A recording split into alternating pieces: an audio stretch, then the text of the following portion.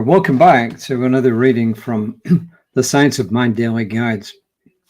One of the hardest things for me about doing these daily readings is avoiding puns. I try to keep it reasonably serious, a little bit of levity, hopefully, but I do try and avoid puns when I do these readings. I don't always succeed, but I do try because my mind thinks in puns. It's always working on them, and I don't do anything about it. So when people say, wow, that was really clever, I get to say, well, I can't really claim any, great gift. It just happens to me, and I don't deserve any praise for it because it's just natural. I don't have to work at it like some people do, like a gymnast or, any star athlete or a great music performer. It just happens. And you don't get much of it on my readings, and I don't know if I apologize or just say that's the way it is. So anyway, let's get on with the reading, shall we? Oh, well, here we go. No, we don't. The mouse is just too sensitive sometimes, and it flips between pages. The reading is called Born of Eternal Day.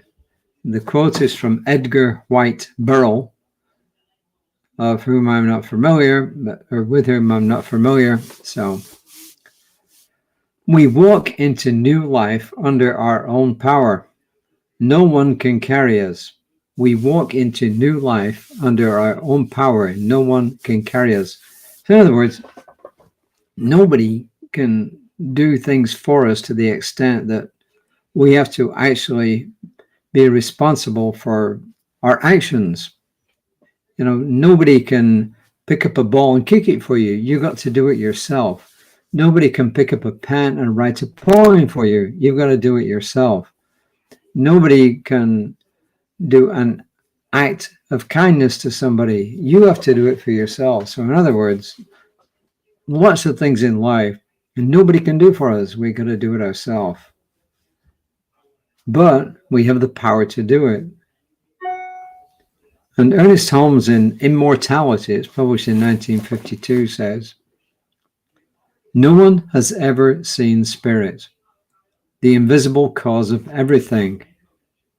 He says, yet the very fact that things exist demonstrates or proves the reality of the invisible. All the biologists who ever lived, rolled into one, have never seen life.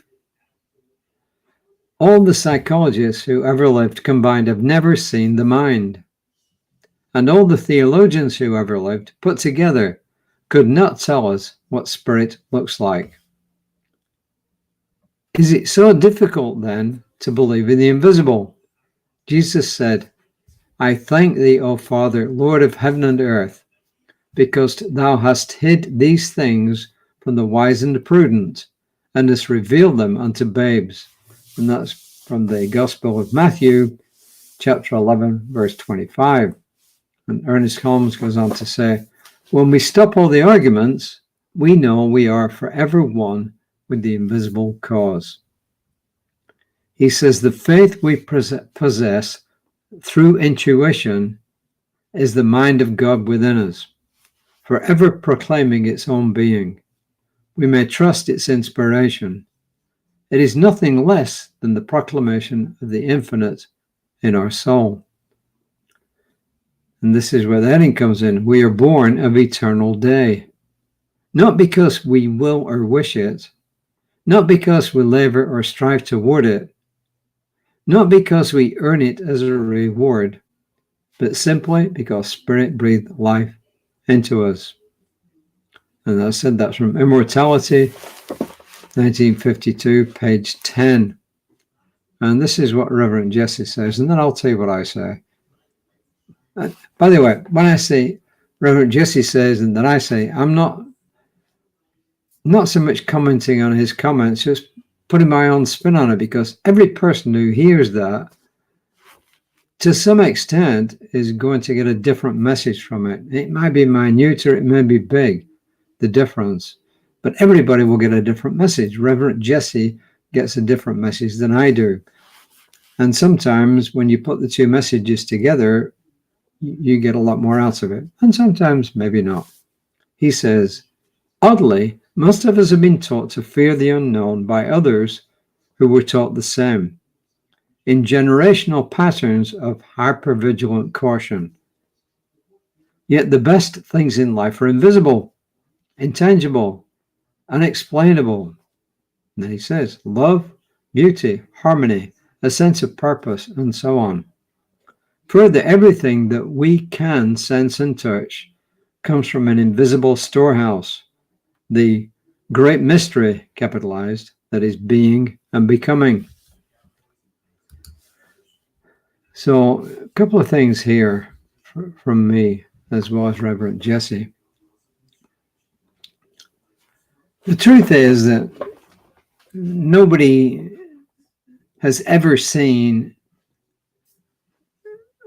that which produced the universe. You know, scientists say the Big Bang started it, but then, of course, the next question comes, well, what caused the Big Bang? People who believe in the ground of all being, in spirit, in something greater than us would say, well, the thing that caused the Big Bang is the cause of all life. And some people call it spirit, some people call it God, some people call it the ground of all being. So we all know that there is a source for something. Something caused the Big Bang. It didn't just happen. At least I don't see that. That's a logical explanation, that something sat there and then all of a sudden, out of its own volition, boom, it just happened. Well, why didn't it happen before? And what was it doing sitting there? Where did it come from? These are all questions nobody can answer. You know, there can be lots of guesses about it, but nobody can really answer it. And then when we just look at the universe, we now know that there is more dark matter than there is light matter. So our knowledge of the universe is just beginning. But the big difference between a materialist view of the universe and a spiritual view of the universe is that we believe, in the spiritual sense, that matter comes from mind. The materialist says mind comes from matter. But it still doesn't solve the problem for the materialist of how did the Big Bang start? Where did it come from?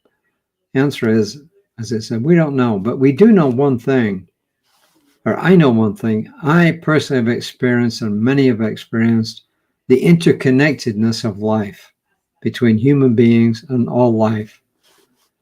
And the only explanation I've got is that if everything is interconnected, then there's something that is causing that interconnection. And I believe that I can commune with that thing that causes that interconnection. And that spiritual mind treatment, which is affirmative prayer, is something that I can use. And I also believe that, yes, my intuition comes from somewhere, and sometimes it just comes out of the blue. And there could be lots of explanations for it. For instance, it could come out of the group human subconscious. You know, Freud is the one who said there was a human subconscious, conscious and subconscious. I don't know if he really was the one who dreamed it up, but he's the one who actually promoted it. And then Carl Jung came along and said, yes, but there's more to it than that. There is a group human subconscious.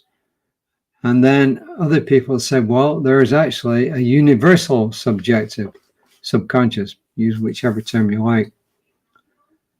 And it's that universal subjective that holds everything together. So that's part of my belief system. So Reverend Jesse says, there comes back to me today everything that makes life worthwhile. There comes back to me today everything that makes life worthwhile. And the one thing I believe makes life worthwhile is love. And I truly, truly, truly believe that love is the foundation of everything. From my own personal experience, I believe that love, albeit intangible, is the foundation for everything. So I am knowing for each and every person who watches this, listens to it today, I am knowing the fullness of love flowing through them. and I claim that this is truth, and I release my word of gratitude into the mind of God, calling it done, and so it is. Oh, yes, Reverend Lisa, tomorrow, 9:15, Creative Wire, Spiritual Center's Facebook page. And I'll be back tomorrow, hopefully around about 5. Oh, no, I won't be back at 5. I will be doing my reading early. Why? Because my grandson, one of my grandsons, is getting married tomorrow, and I'm going to be the officiant. I'll be the minister who conducts the ceremony, and it's going to be up at Margaritaville, which is sometimes half an hour from here, and in traffic, sometimes an hour and a half. So that is where I will be. I'll be on the road to Margaritaville at 5 o'clock. So expect an early reading tomorrow or a very late one. So until next time, namaste.